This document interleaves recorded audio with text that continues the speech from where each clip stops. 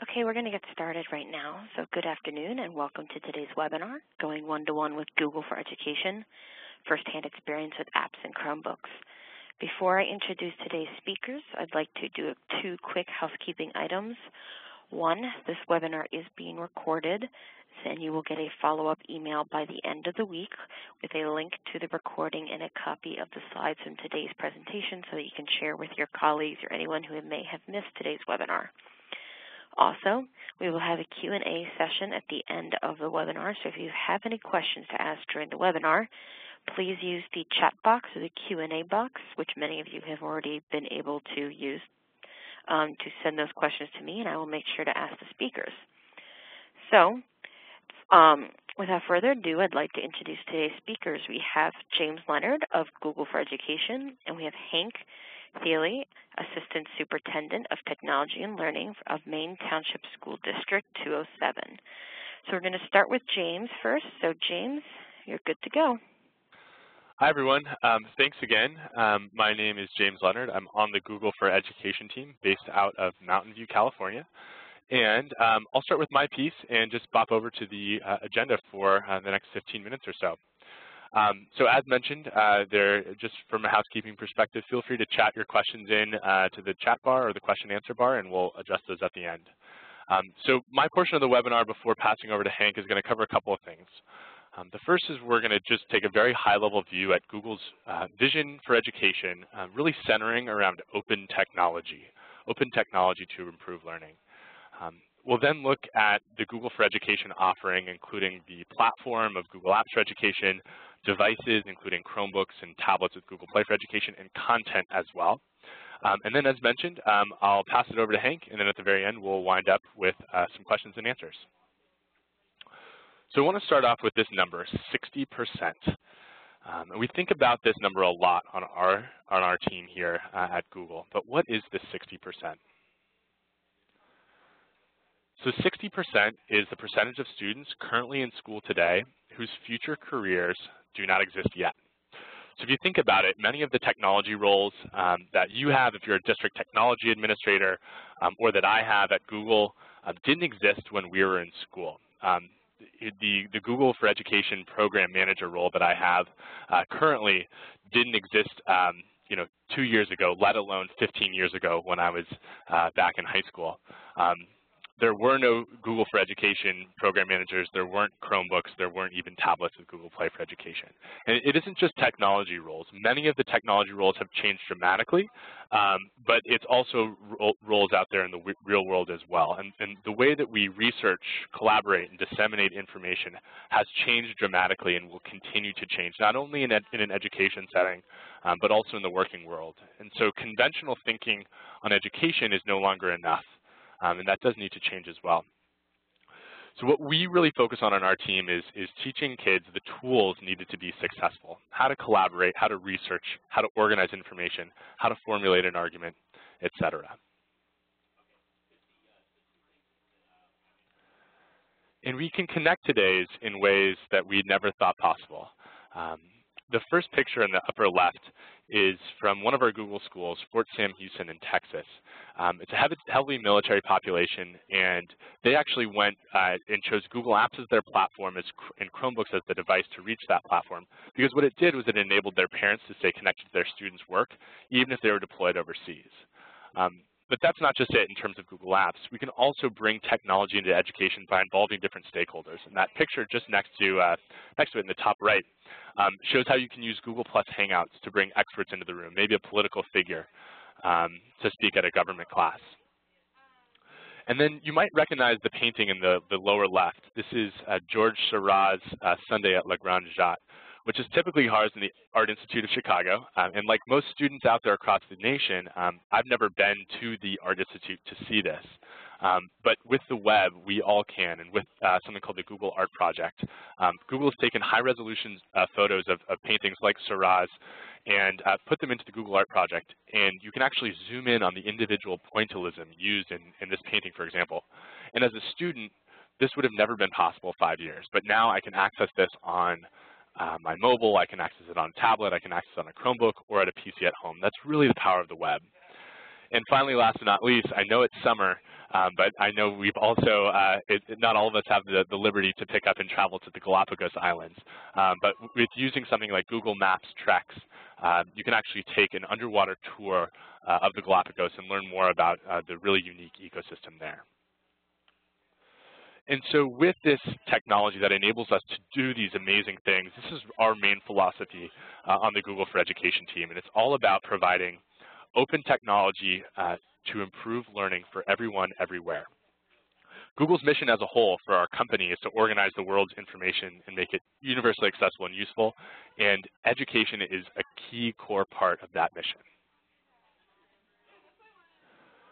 So what does it mean for a school to go Google? And I love this quote from a trainer, Jim Sill, out of Visalia, California. It says, going Google isn't just about the technology. It means adopting a culture that extends beyond the classroom walls. It's about openness and curiosity and working together. And so along those lines, we've come up with kind of 4 key tenets in terms of what it means to go Google. The first is empowerment, enabling students to leverage the web to discover a world of infinite resources out there. The second is choice, the ability to use the right device at the right time, anytime, anywhere. The third tenet is teamwork, the ability to work together in real time. And last but not least is scalability. What good is technology if it's not affordable, manageable, and sustainable? So a really key part of our offering is the ability to scale technology and manage that once it's in the classroom. So first I'll touch on the empowerment piece. When you provide access to digital content, whether it be the web or whether it be an Android app or a book through Google Play for Education, you're empowering students and teachers with the tools for individualized learning. There are so many incredible Chrome apps and web apps and Android apps out there that really start to shift the traditional model of the teacher providing content for the student, it being a really one-way path, to the student starting to access information, knowledge, and skills out there on the web, and really having a more personalized experience. And from the empowerment perspective, our role and what we really seek to do is we don't really want technology just to be a substitution. We don't just want to replace a backpack of books with a tablet with the ebooks on it. What we really focus on is providing the technology that enables students and teachers to start to redefine and augment their teaching practice, start to do things with technology that previously weren't thought possible. And next is choice. So the way that we work today in 2014 is multiple devices, multiple screens, and we also believe that students should have that same level of choice, because what good is information if it's not accessible in the classroom? So teachers can only change the way they teach if students have that reliable access to the device. So we want teachers and students to use the right device, whether that be a laptop, a tablet, a phone, or a desktop, and to be able to use that tool in school, at home, or on the go. And so we think that a student's information and learning environment should be easy to access and secure, whether they're using a laptop at home, a tablet at school, a Chromebook at a friend's house. They should basically have access to all of their stuff, and the technology should just get out of the way so that students and teachers can really focus on content and on working together. So with that in mind, Google Solutions work on many platforms, so schools can use their existing equipment and keep their options open, even as they commit to new device deployments.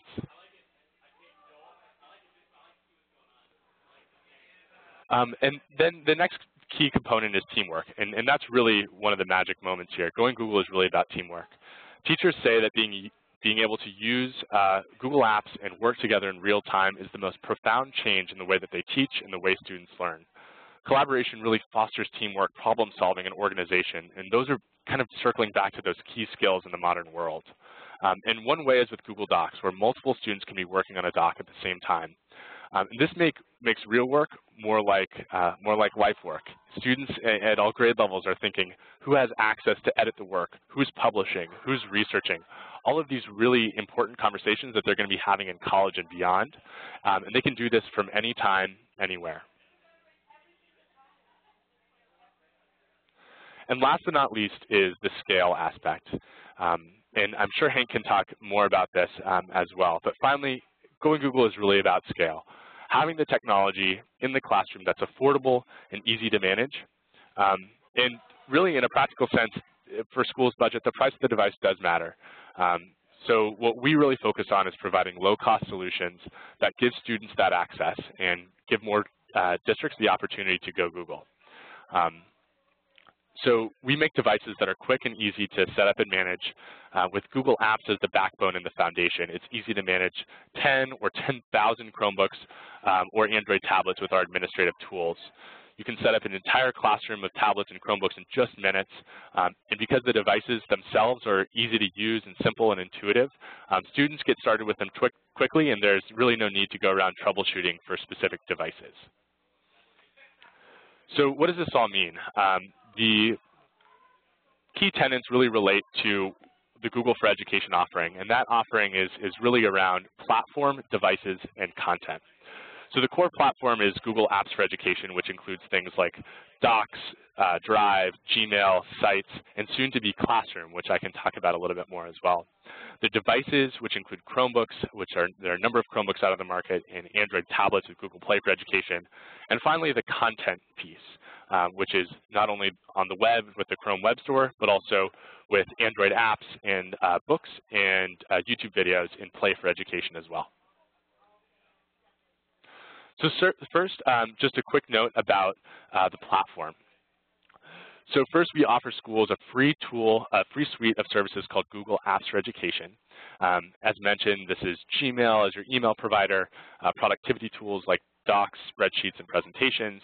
And because Google Apps for Education is all web-based, it means that students can access this from any device with a web browser. And as you saw earlier, it's also great for collaborating since folks can be on one document at the same time. And just recently, 2 weeks ago, we announced Google Classroom, which we are super excited about. And this will be actually a new part of the Google Apps for Education suite. And Classroom will make it very, very easy for students and teachers to streamline workflow, to share assignments, to post questions to an activity stream. I definitely encourage you to check it out. If you do a quick Google search for Google Classroom and watch the video, you'll have an idea of what's coming. And again, that will be released for September 2014 for the next school year. We're really excited about it as a new part of Google Apps for Education. So currently 30 million, over 30 million actually, students, teachers, and staff use Google Apps for Education. And this encompasses some of the top universities across the world, as well as many, many, many K12. In addition, Google Apps is used worldwide. There are over 180 countries using Google Apps for Education. And of course, it is free. Google Apps for Education is 100% free, and it is without ads as well. The second piece are the devices. So the platform is the core, the backbone. How do we actually access those devices? And oftentimes when I talk to districts, we don't really talk about the devices as much as we talk about the platform, because the devices are just the fast, easy, and manageable way to get to the platform. We have many different choices of devices for schools, from Chromebooks to an array of tablets, and I'll go into those in a little bit more detail. So first, Chromebooks for Education. We've seen tremendous growth in the Chromebook sphere in the last year and a half, 2 years, 2.5 years. And the key to Chromebooks is that they are just that fast, easy, scalable way to get to your learning platform, to get to the web. And so for those of you who may not be familiar, Chromebooks are web-based, meaning that you're able to manage them through a central web console. They're also really fast and almost invisible in the classroom. So students are able to open up the lid, they boot up in 8 seconds, and you're off and running and ready to go. I'm a former teacher myself, so I know how critical that is, the first couple of minutes, the first couple of seconds of a class to get all of your students in one room to a website on time and on the ball. It's really kind of one thing that we hear from districts that is very, very important. And Chromebooks are also really shareable. So when you're using Chromebooks, everything's stored on the web, stored in Google Drive, and it doesn't matter which machine you use. So when students sign into any Chromebook, they're taken to a custom learning experience with all of their stuff, for lack of a better word, their presentations, their spreadsheets, their documents, all saved in Google Drive, and also with curated content through the Chrome Web Store based on your curriculum goals. So as I mentioned, the technology is just really just to seem invisible in the classroom and just as another tool. as mentioned, there are a number of different devices. So this slide probably looked a heck of a lot different about a year and a half ago. There are now about 10 different manufacturers manufacturing Chromebooks, and they're all going to differ in terms of ports and prices. But overall, the core experience is going to be the same across devices, which is really key. You can pick up any Chromebook, whether it be manufactured by Acer, Samsung, Lenovo, HP, and you will still, if you log in with your Google account, be brought to your stuff, to your specific experience. The other key piece for Chromebooks is the manageability aspect. So the Google Admin Console is a way to manage your fleet of Chromebooks, be it 10 or be it 10,000 of these devices. If you're in technology on this webinar, if you talk to your tech department, you'll know that managing devices takes up a significant portion of time. The traditional way of managing devices by buying licenses and installing software locally, managing antivirus is really, really time-consuming. And that's what we heard, and that's why we built Chromebooks and tablets with Google Play, is to ease some of those pain points. So Chromebooks are entirely web-based, which means you can make management a breeze. You can manage things like routing your students through a proxy server, pushing out Chrome apps, locking the devices down for park and smarter balance tests, all through a couple clicks, as opposed to the traditional model where you're actually touching every device. Chromebooks themselves as a device also have multiple layers of security built in, including sandboxing and verified boot. And as web-based devices, they're secure against malware and viruses. Chromebooks are also forever fresh, meaning that every 6 to 8 weeks or so, Google HQ pushes out a new system, a new operating system for all Chromebooks and a new Chrome browser, so that over time, your devices actually get faster because the operating system improves. In order to manage Chromebooks, it is good to note that you need to purchase a one-time license at $30. You'll need a license for every Chromebook that you have, and if you're working with a reseller, the reseller is able to provide you quotes for not only Chromebooks, but also management. So we've talked about Chromebooks from a device standpoint. There's also great content on the Chrome Web Store. There are thousands of fantastic apps, web apps out there. I talked to districts in my specific territory in the Midwest that have actually forsaken their traditional curriculums and are using the web as their learning platform. And some of the favorite apps that I'll highlight include WeVideo, which is a web-based app that allows for recording and editing of videos, Typing Club, which is a really great typing solution for students in younger grades, and then content apps like Khan Academy, GeoGebra, Desmos, Lucidchart. All of these are really great content and creation resources as well to bring into your web-based curriculum. There's also these things called Chrome App Packs, which is a really great way to get started. It's custom curated app packs for elementary school, middle school, and high school to just kind of get you started. Many of them are free with fantastic web-based resources out there to complement your the platform of Google Apps and then the device as well. And when we talk about case studies and who else has adopted these devices, one that we always like to refer to is the country of Malaysia. So last year in April, the country of Malaysia went Google. They rolled out Google Apps for 11 million parents, teachers, and students, and also deployed 100,000 Chromebooks. And this is just another example of the ability to manage the platform and devices at scale. We're really, really excited with the growth and momentum we've seen with tablets with Google Play for Education as well. We just launched back in November 2013, so just about 6 months ago.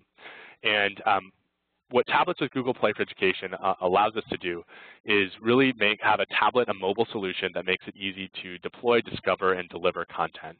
So with traditional tablet deployments, we heard from schools that it was really, really tough to actually set up the devices and manage the devices.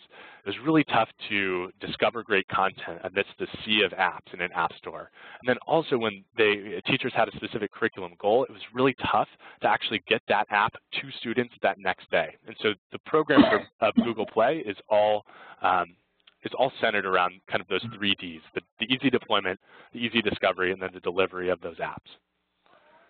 So we'll go into a little bit more detail.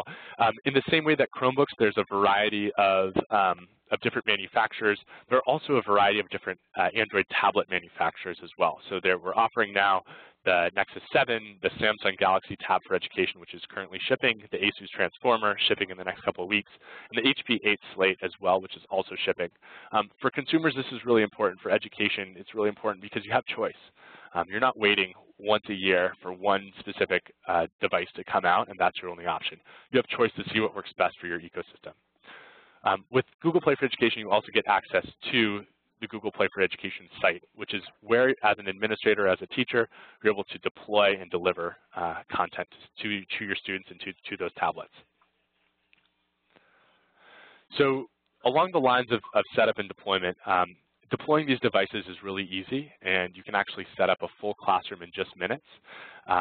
If you do a quick YouTube search for second graders set up Nexus tablets in 210 seconds, you will see just that. You'll see a group of 3 second graders from a school district or from a school within Chicago Public Schools set up an entire classroom set of tablets in 3 minutes.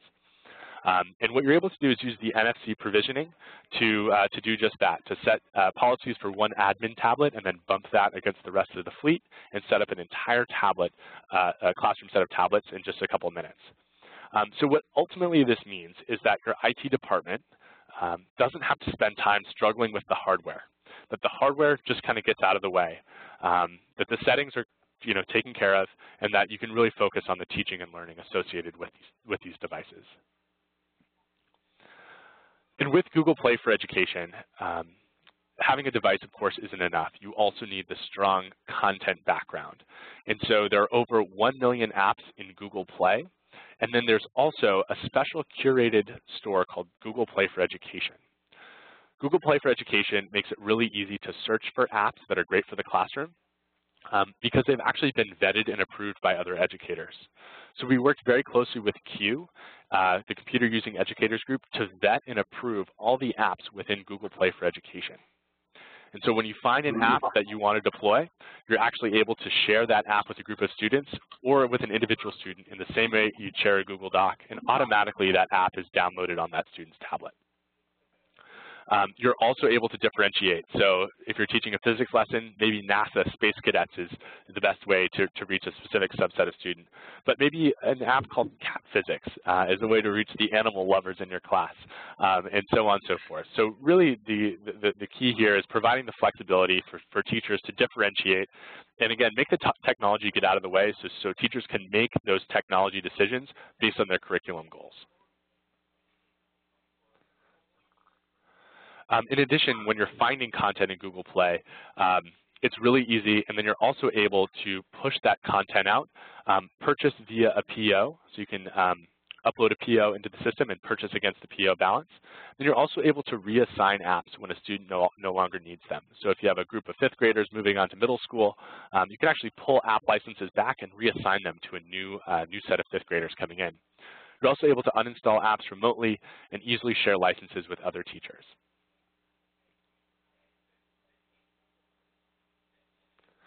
And again, there are thousands now of educator-approved apps in Play for EDU.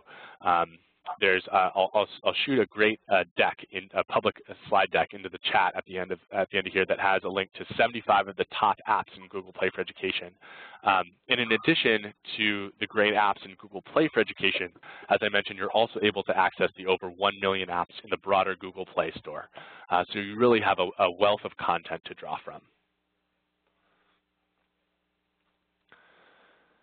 And in addition, when you're searching for these, you're not only using the power of Google Search within Google Play, but you're also able to sort by subject level, intended use, and then even Common Core Standard. When Q has gone through and vetted and categorized apps, they've also meta-tagged them with Common Core Standard, so it's really easy to find the right app for the lesson that you're teaching. You're also able to rent K12 books from classic literature and public domain books to recent textbooks as well, and everything in between. We've worked very closely with the publishers listed on this slide to get great book content into Play for EDU. As a former teacher myself, this is really, really powerful because oftentimes when you're a new teacher coming into a school, you feel tied to a set of classroom novels. For example, I had Bridge to Terabithia and The Giver that had been taught for the last 6 or 7 years. And those are great books, but maybe those aren't the right books for a specific subset of students. So with Play for EDU, you're able to rent K12 books, deploy those books directly to students' tablets, And then in addition, students are able to access those books through Google Play Reader, which is web-based, and they can access this on any device as well if they're signed into their Google account. So I can differentiate. I can say maybe Bridge to Terabithia is fitting for these 5 students, but then I can also customize that content for another student who maybe would benefit from another book as well. Last but not least, there are great bite-sized lessons through YouTube EDU, and through Play for Education, you're able to push out YouTube videos, and where these videos populate is on a specific playlist for students, and it's all web-based, so students can access it from any device. Again, kind of going back to that choice piece. So I'll wrap it up there. Overall, the Google for Education mission, as mentioned, is to really provide this open technology which really facilitates teacher empowerment, student empowerment, and choice. And so I hope that rings true, and I'm definitely looking forward to answering some of the questions that I see building up in the chat bar. So with that, I'm going to go ahead and pass over to Hank, who can provide the knowledge and experience of rolling out one-to-one Chromebooks at his district. So I'll pass it right over to Hank.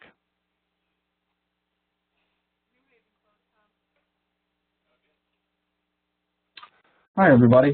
What I want to talk about is our school story of Google Apps for Education and going one-to-one. Our school district is a unique one in the fact that we were one of, if not the first, K12 Google Apps school anywhere.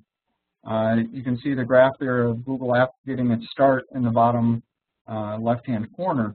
And you can see our school district starts up pretty quickly there. Our school district is a high school district. We're only grades 9 through 12, and we're located right next to O'Hare Airport near Chicago.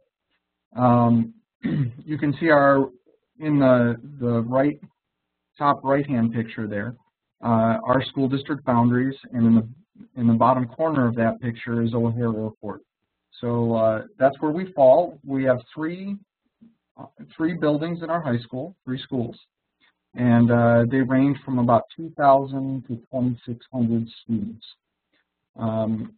So a couple of years ago, we started to have very serious conversations about a district-wide one-to-one program. And I'm going to kind of talk through our journey getting to that point. But I want to start a little bit with this Google Apps for Education.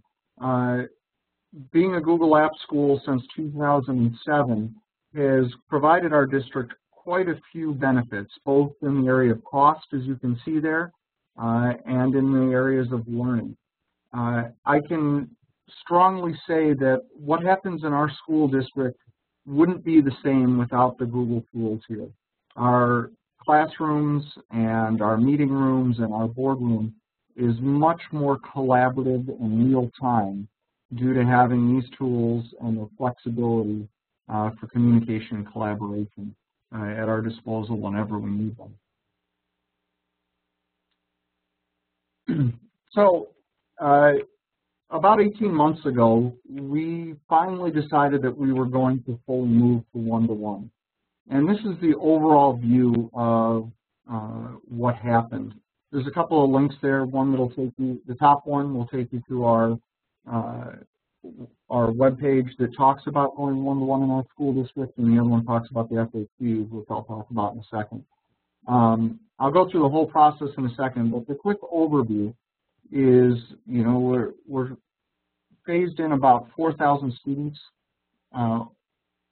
over the last year. We will progress over the next couple of years until we have all 7,000 students one-to-one. We make sure that here that every student has a device every day. And we are helping offset the cost of this program, which I'll explain in a little bit, by replacing print textbooks with digital textbooks, open source materials, or those kinds of, or just web-based resources. Our students purchase their devices here, and we manage them through the management console. And our students, we have a student team that helps maintain all of these devices. So those are the kinds of things we're about to talk about. So as we started getting ready for this a couple of years ago, there's two things that we were building on. We have actually piloted one-to-one here for over 6 years, and we've moved through a variety of devices. But what we found with all one-to-one devices was really what mattered was what happened in our classrooms. The image on the left-hand side of the screen there is from our first year of a one-to-one program with our students, in which we re-envisioned curriculum for some of our most struggling students freshman year. And in reimagining that curriculum, we also issued, at that point, it was a Windows laptop. And what we found was that the combination of having a device and changing our teaching methods and what we did with students in the classroom was that our students that were further behind, which are the blue line, were actually starting to catch our other students. And that led to us trying out different devices, different teaching methods, and a few years later, leaning towards the idea of Chromebooks. The picture on the right is actually my desk. I believe that if we as a tech staff, we as educators, are going to ask students to carry around a device on a daily basis, we should be able to do the same thing. So those are the devices that I work on.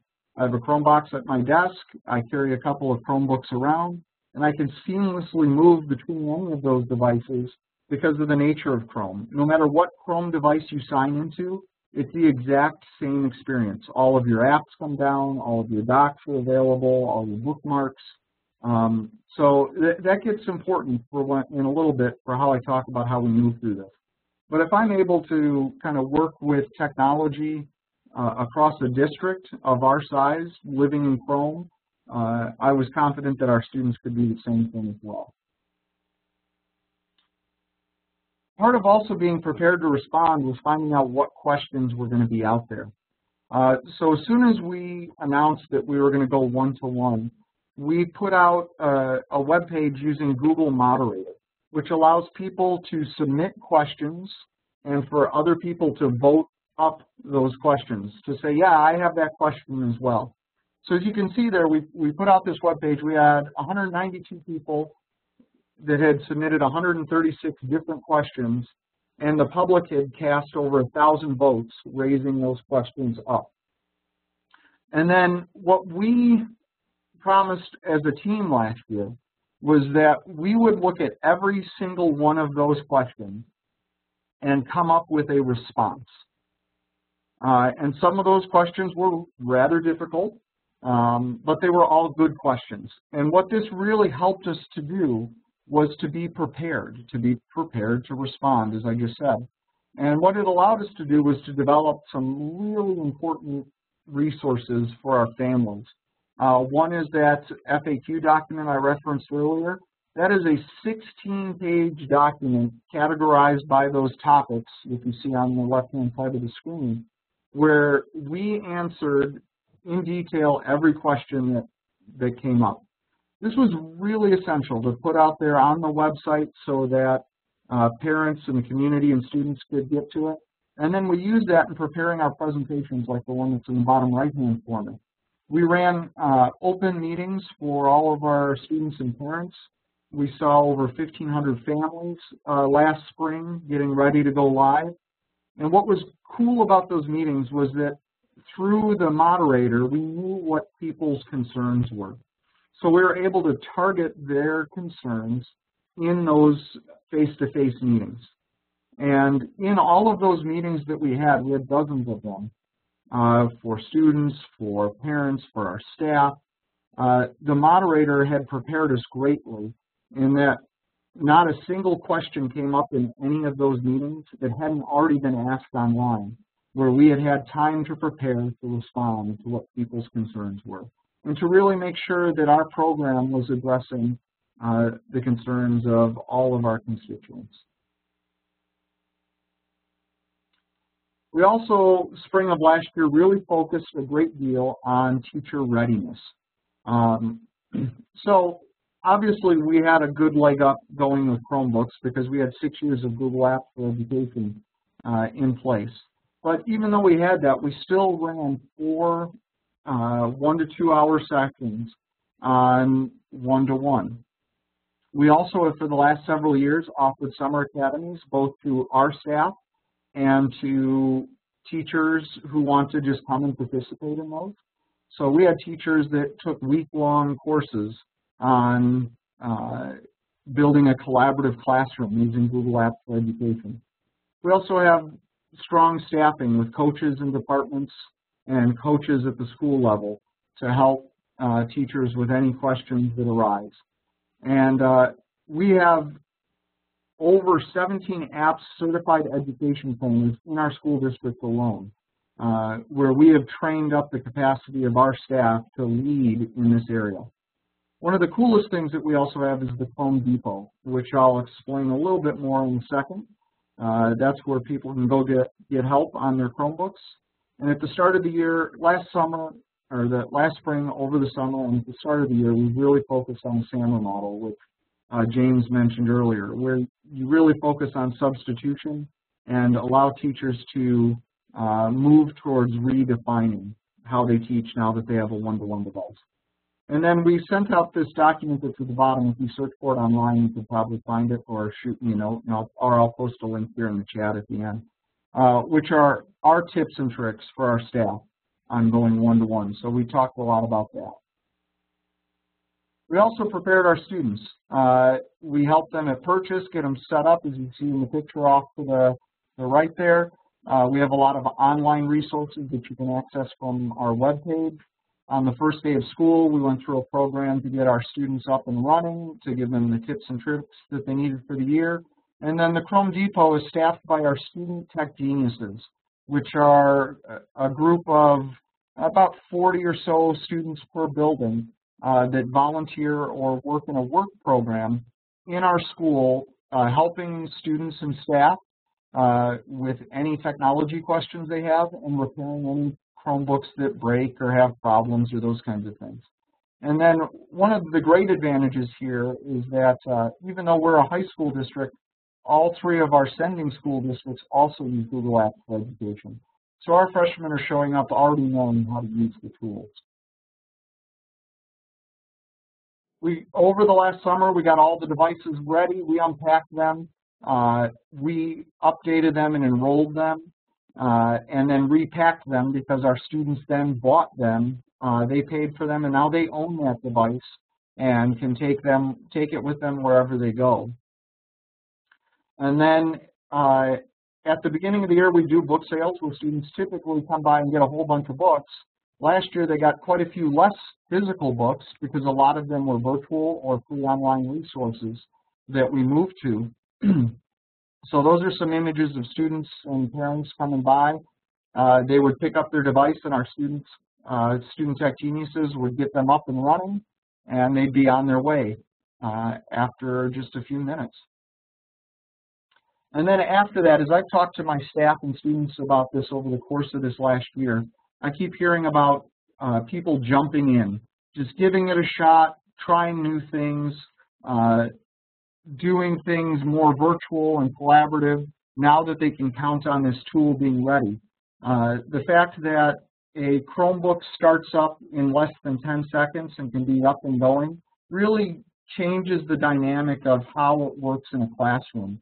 When a teacher can say, put your device away because now we're going to do some direct instruction or small group work or an activity, and then quickly transition back into using the device to do research or record notes or to talk to an expert in the field, makes it a very powerful tool and flexible for what our teachers want to do in their classrooms.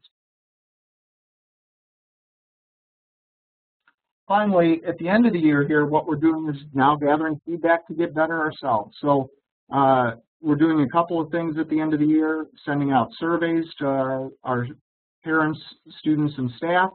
We're also going around and gathering student stories and teacher stories at the end of the year so we can hear in their voice what they thought of the school year. Our first bit of indication at the end of the year is teachers are proposing textbooks for next year, and we are in the range of 80 new digital resources that our teachers have asked to get approved rather than traditional print resources. So my first indicator that this must be working in some way is validated by the fact that our teachers are demanding more of these online resources and are taking advantage of the Chromebook and the nature of the resources that are available to them online.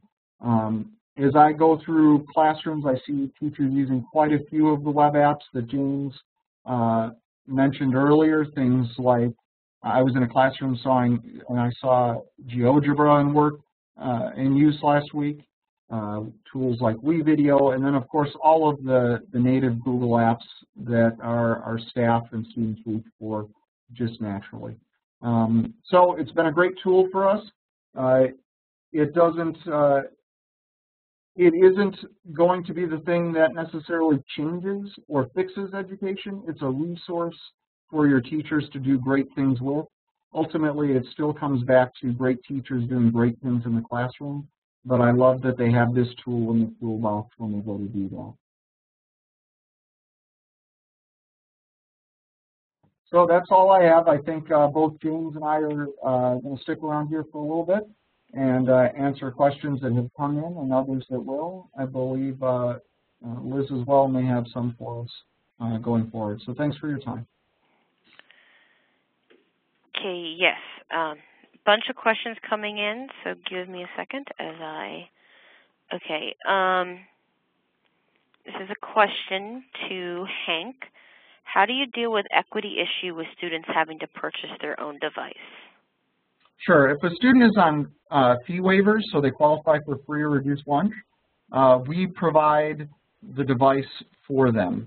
And then as long as they're enrolled as a student in our school district, they are provided that resource. They're encouraged to put down kind of a security deposit, which covers any breakage or loss, and that's a $25 security deposit for them.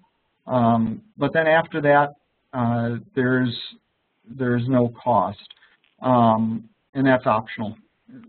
That's how it works for them. Anybody else, what we do is we break up the purchase over 6 payments, and then we have illustrated through moving to the free, the less expensive or open source free resources. The device pays for itself after a year. So that's how we've justified it and explained the cost benefits to our families. Okay, and I guess a follow-up to that is it says assuming connection to internet is a key component, how do you deal with equity issue and students who do not have access to internet at home? Sure. We've done research of our school community, and we're in the high 90% of connectivity at home. And then the other thing we do is we have opened up our schools for longer hours, especially our school libraries are open before and after school to give students time to get work done here. And in talking with students, they also say they have really no problem finding internet connections in our community, whether it be coming to a school event and hanging out and watching a basketball game, or it's going to a McDonald's or a Panera or the public library or a friend's house. We have not heard feedback that students can't use the online resources. Google Chromebooks also allow students to take their documents offline. So if a student wasn't going to be able to have access to the internet, they could take their Google Doc they're working on offline and work on it at home without the internet if they needed to.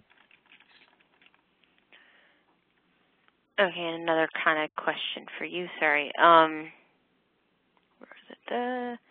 How do you, since the students own the devices, how do you separate the district content and apps versus personal content and apps, or do you try to keep them separate? Well, everything connects back to their Google Apps for Education account, which is a school-issued account. The apps are all connected through there, and if there was an app that they had that was a cost app, we would purchase it, and then you issue it through the control panel. Then we own that license, and if that student was to leave, we would just issue it to another student that filled in their space. So we don't have our students purchase any apps. We would just issue them through the control panel. Okay. So it says, it is confusing to have Chrome Store for Chrome and Chromebooks and Google Play for tablets. Are they the same? It says, can't Google merge these services? Well, I can't speak to Google merging the services, but the Chrome web store is for the Chromebook, and many of those apps are designed to be used on that type of an interface, where the Android apps are built to be used more on the Android interface, which is more touch and that type of interaction. Now, you know, a lot of those devices are becoming similar, and I don't know what the plans are going forward, but they are very different types of interfaces that you use. However, many of the tools are available on both platforms, so that's why they are separate. Okay, this one will be more for James. It says, why does Google do this for free? What's the catch?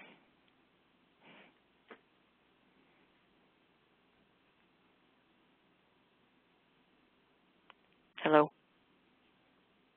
I don't know if we've lost James, but I can tell you that I've had, since I was an early adopter with Google, I had that same question with them at the beginning, and there really is no catch.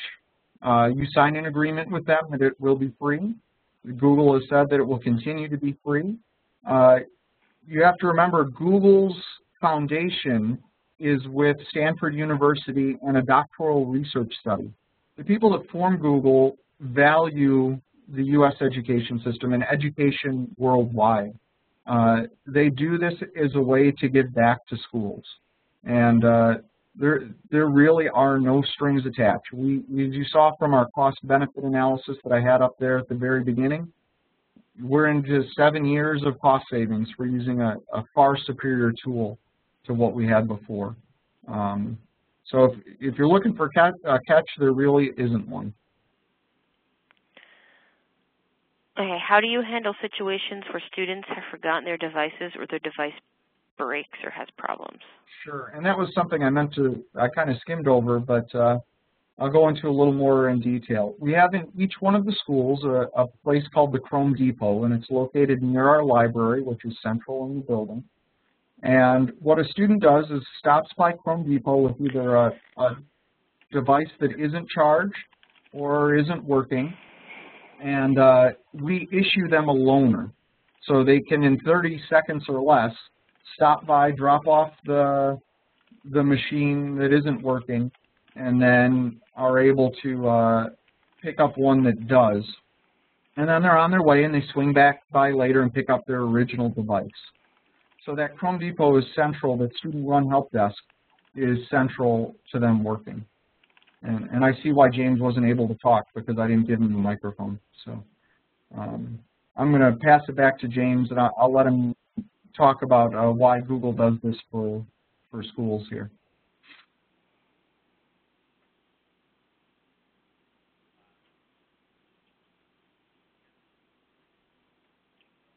James, you have the ball. Oh, sorry. Can everyone hear me? Yes. Yeah. Okay. Sorry, I was on mute there. Yeah. So I mean, it's a great question, and as I mentioned, Google's mission as a company is to organize the world's information. That's a pretty tough task.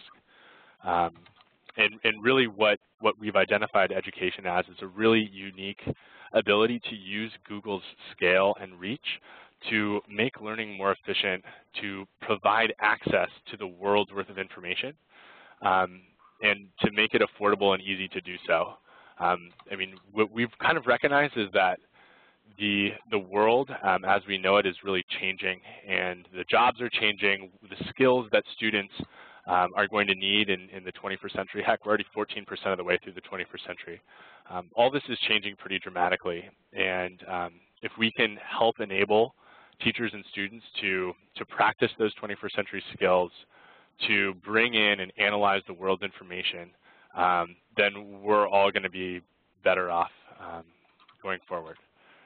So it's a pretty high-level answer, but it is, I mean, one of our key aspects of Google's mission is don't be evil, and this is really aligning with that in kind of a philanthropic sense of providing access, providing the platform, and allowing the space for people to collaborate and create. Okay, James, I believe you had said something about answering this question earlier. It says, how are you dealing with students using Google products that are younger than the 13-year-old age limit for apps? Oh, yeah, sure. So Google Apps for Education, I saw a couple of these questions as well. Google Apps for Education is FERPA and COPPA and SIPA compliant, and that's the core apps. So that is Google Drive, which includes Docs, Sheets, and Slides, Gmail, as well as Google Sites. So everything within the Google Apps for Education suite. Google Classroom will also be included in that core suite. Any third-party apps that are out there on the web or third-party or non-core Google apps, like Blogger, for example, is a non-core Google app. Those often will have a different term of service. So if you're working with, Khan Academy, there's going to be a click-through where you accept the terms of service. That falls on the responsibility of the school to make sure that those terms are in compliance. But for the core Google Apps for Education, so as I mentioned, Gmail, Docs, Drive, Calendar, Sites, and soon-to-be Classroom, those are all FERPA, SIPA, and COPPA compliant. Okay. Lots of questions. Sorry.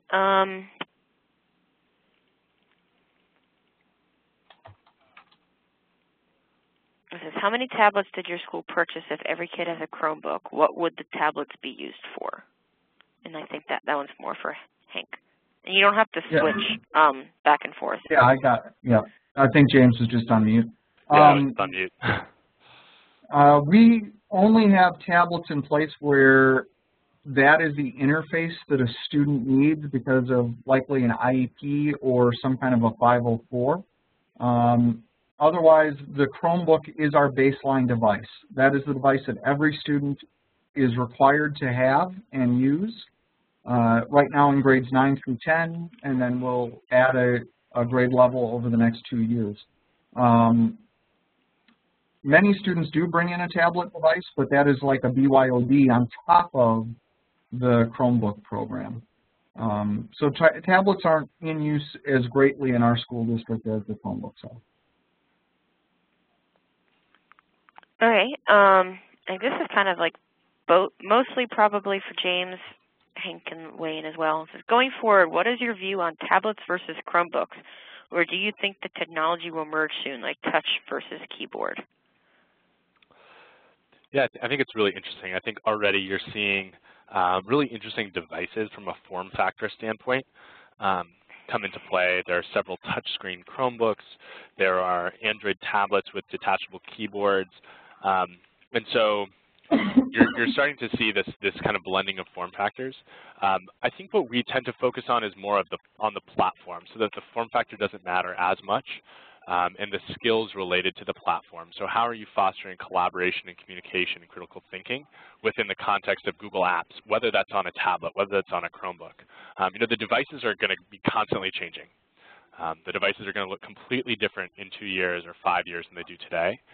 But how do we really start to build competency around the platform of Google Apps and the platform of creating documents and creating spreadsheets and really using the web that has longevity, that will be there just despite what the platform looks like. So I can't speak in too much detail in terms of what the future of form factors. I think many people will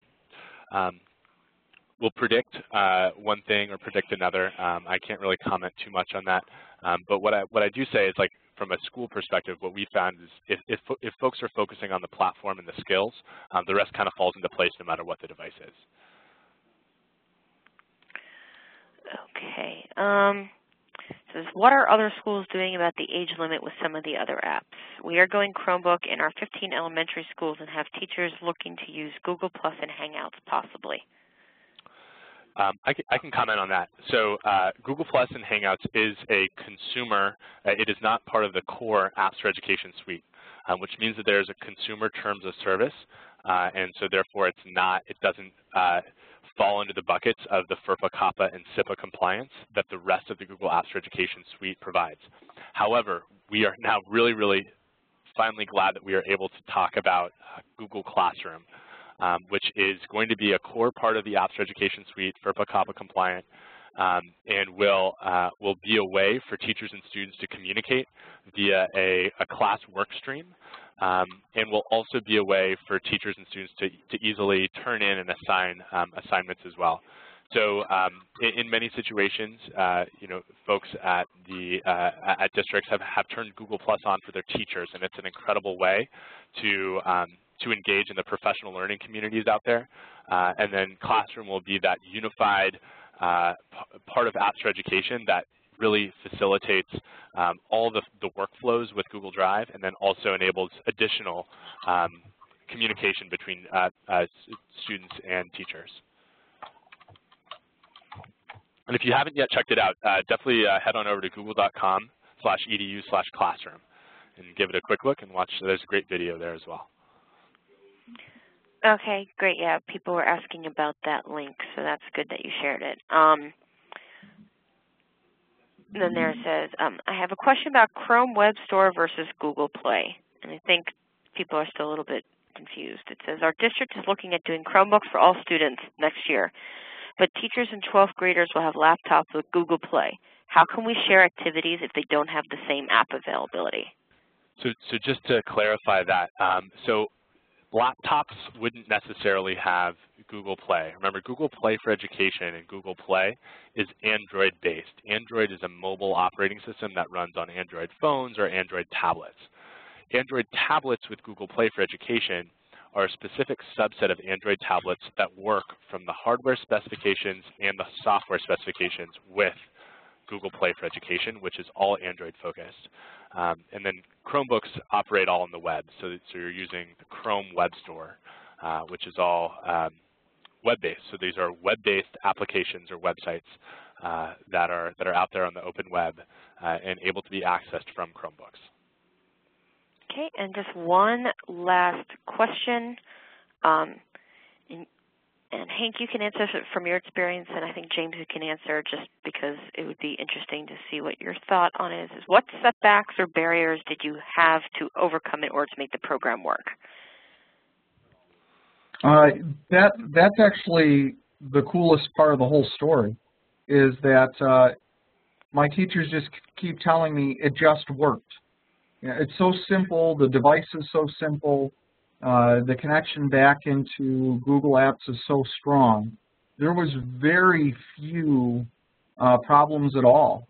We did have a lot of planning that went into it, but over the course of the year, it's worked really well. The fact that we're able to set up devices where if somebody loses one, we can lock people out of logging into it, makes it so that devices that disappear end up being returned.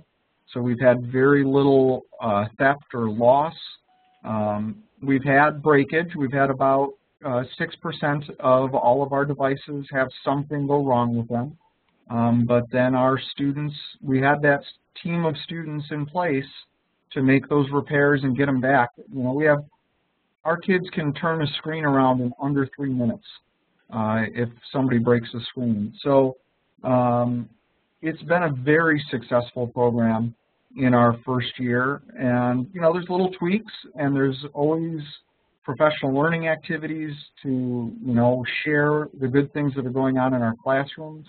We're taking advantage of a lot of the summits and those kinds of things to get our teachers even more coached up.